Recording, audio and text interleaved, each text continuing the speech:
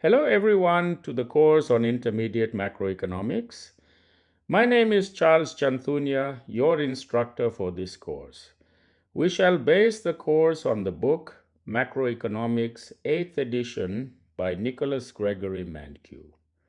I am sure that you will like this course. Today we begin Chapter 1, The Science of Macroeconomics.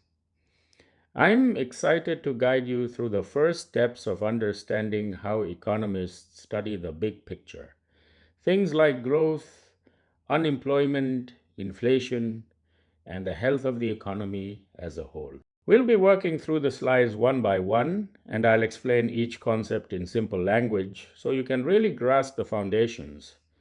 Now, don't be fooled by the word science. This isn't about lab coats and test tubes.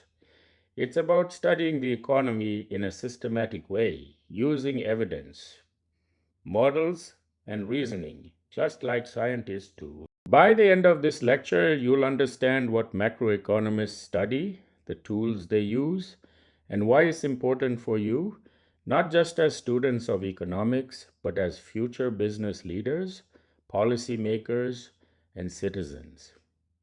Let's look at our first slide. Here's the roadmap for today on the issues macroeconomists study why like recessions, inflation, unemployment, and long-run growth too. The tools economists use why models, data, and theories to explain reality. 3.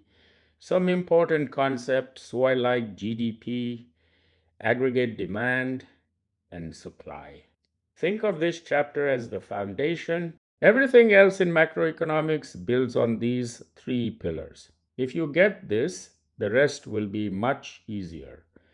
Important issues in macroeconomics now. What are the big questions in macroeconomics? What causes recessions? In 2008, the US housing market collapsed, spreading shockwaves worldwide. Businesses closed, millions lost jobs.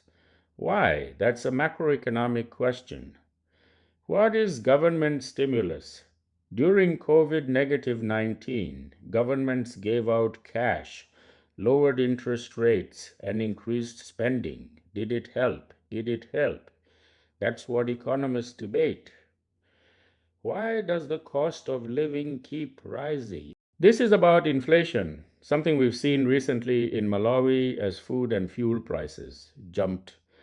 Why are some countries poor while others are rich? Compare Malawi to Singapore, both small nations, but with very different outcomes. Why?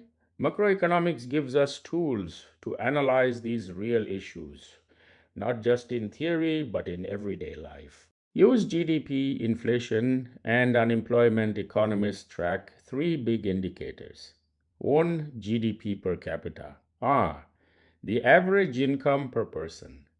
If GDP grows, people are producing and consuming more. 2. Inflation rate FUNI. How fast prices rise. A little inflation is normal, too much and money loses value. Too little and the economy may stagnate. 3. Unemployment rate FIDE. How many people who want jobs can't find them?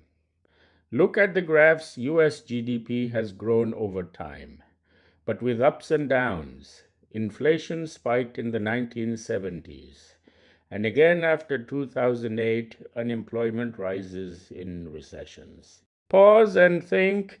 If you were a policymaker and saw unemployment rising fast, what would you do? Spend more, cut taxes, or do nothing? That's the kind of decision macroeconomics prepares you for economic models. Let's talk about models. Why do economists use them? Imagine trying to describe all of Malawi's economy, the millions of people, businesses, banks, and government decisions. It would be impossible. So we build simplified models. A model is like a map. A road map doesn't show every tree or building, but it shows you what you need to get from Blantyre to Lilongwe. Similarly, a macroeconomic model strips away unnecessary details and focuses on key relationships. Example, supply and demand for cars. Here's a simple model. The market for cars is a demand equation. Consumers want more cars when incomes are higher and when prices are lower. Supply equation, producers supply more cars when prices are higher, but their costs, like steel prices, also matter. Equilibrium, the point where supply and demand meet, that's the market price. Example, if Malawians' incomes rise, demand for cars increases, pushing prices up. If steel becomes more expensive, supply falls, raising prices again. Notice this simple car model already explains a lot.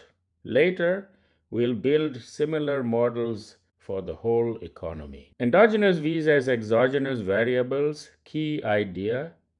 Endogenous V's as exogenous variables. Endogenous equals what the model explains, like price and quantity of cars.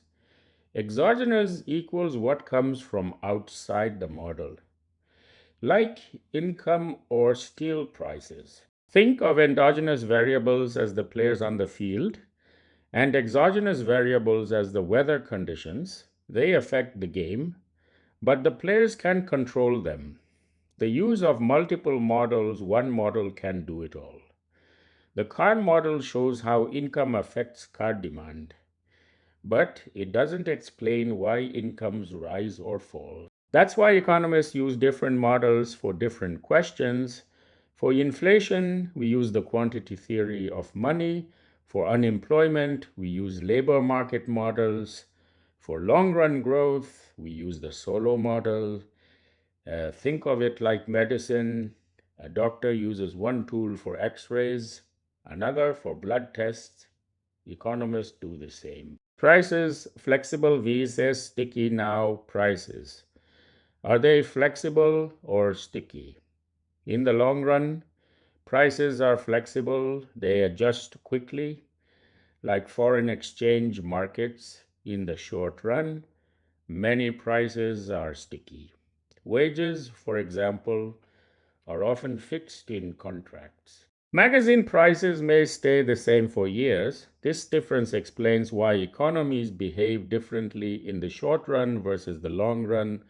Short run, sticky prices, unemployment, unsold goods, recessions, long run, flexible prices, markets clear, economy stabilizes. This is why Keynes said, in the long run, we are all dead. He meant policymakers must deal with the short run realities of sticky prices and unemployment. Outline of the course. This course will move in stages. On classical theory, long run, where prices are flexible. We'll see how income is determined and how saving, investment, and government spending interact too. Growth theory, very long run side, how technology, capital, and population shape living standards. 3 business cycles, short run side, why economies boom and bust, and how sticky prices cause recessions. 4. Macroeconomic policy. 5. What governments can do from fiscal policy to monetary policy to stabilize the economy. By the end, you'll have a toolkit of models to analyze both Malawi's economy and the global economy. Summary. To sum up, macroeconomics studies the economy as a whole: growth, inflation, and unemployment. Economists use models to simplify reality. We know single model works for everything. We use multiple models. Several prices behave differently in the short run versus the long run, and that changes how economies respond. This chapter sets the stage for everything to come. Think of it as laying the foundation of a house. The walls, roof, and furniture will come later. Thank you for following along. If you've made it this far, you've already taken your first big step into macroeconomics. In our next lecture, we'll move from theory to data looking at GDP, inflation, and unemployment in detail. That's where we'll learn how economists actually measure the economy. If you found this video useful, don't forget to subscribe, like, and share. See you in the next lecture.